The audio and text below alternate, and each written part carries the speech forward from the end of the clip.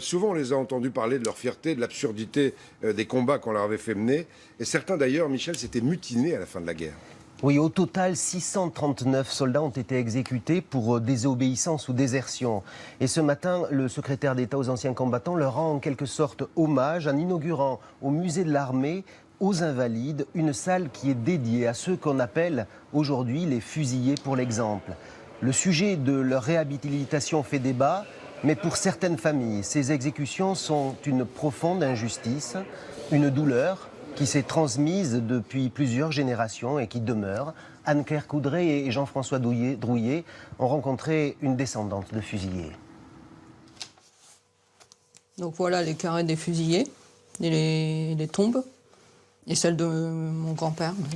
De lui, Marie-Thérèse Testu n'a qu'une photo en tenue de chasseur alpin et un carnet militaire avec sa description physique. Menton rond, visage ovale, taille 1,59 m, c'est exactement ma taille. Un grand-père qu'elle n'a pas connu et dont elle se sent pourtant si proche. Voilà des années qu'elle essaye de comprendre pourquoi le 8 février 1915, Pierre Mestre, 32 ans, a été fusillé pour abandon de poste.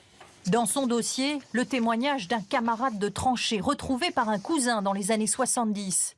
Il raconte cette journée d'hiver 14 où ils ont dû transporter du fil de fer barbelé en pleine forêt. Tout à coup, les Boches nous ont entendus. Ils ont tiré sur nous. Dans la confusion, Pierre Mestre s'égare. Il finit par retourner à son unité.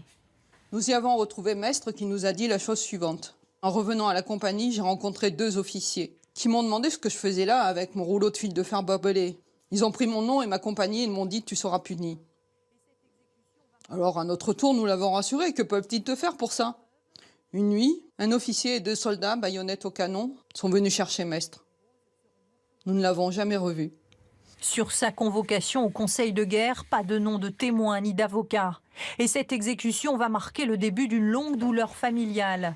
Veuve, Philomène Mestre se voit refuser toute pension. Elle et sa fille Marie-Rose seront montrées du doigt. On est porteur de cette histoire, on est porteur de cette honte.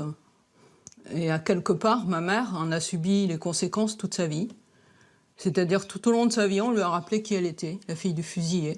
C'est le cas 25 ans plus tard, en 1940, quand son mari est fait prisonnier. Elle va demander une aide et le greffier lui répond « Comment ça, vous osez demander une aide, vous ?» C'est toujours là. C'est toujours là parce qu'en fait, j'ai toujours eu ce sentiment d'injustice pour moi. Une certaine difficulté à être aussi, un sentiment un peu de ne pas mériter ce que j'obtenais. Le cas de Pierre Mestre est clairement une erreur judiciaire. C'est en tout cas l'avis du général André Bach, qui étudie ces dossiers depuis 15 ans. Désertion, automutilation, refus de combattre, des hommes parfois juste fusillés pour l'exemple, bien souvent par leurs propres camarades, que l'on faisait ensuite défiler devant le corps. Une justice militaire pour qui la discipline était supérieure au droit. On a averti dès le début de la guerre qu'il n'y aurait pas d'appel, par exemple. Donc le pouvoir politique a dit, si quelqu'un est condamné, pas d'appel, exécution immédiate. Vous voyez tout de suite qu'on perd la possibilité de se défendre de ce côté-là. Souvent, on a eu des jugements dans la journée, exécution le soir. Aujourd'hui, Marie-Thérèse Testu demande que l'État réhabilite son grand-père, qu'on inscrive son nom sur un monument aux morts. Ces lettres sont pour l'instant restées sans réponse. Voilà, près de 700 fusillés avec cette exposition dont vous parliez, Michel.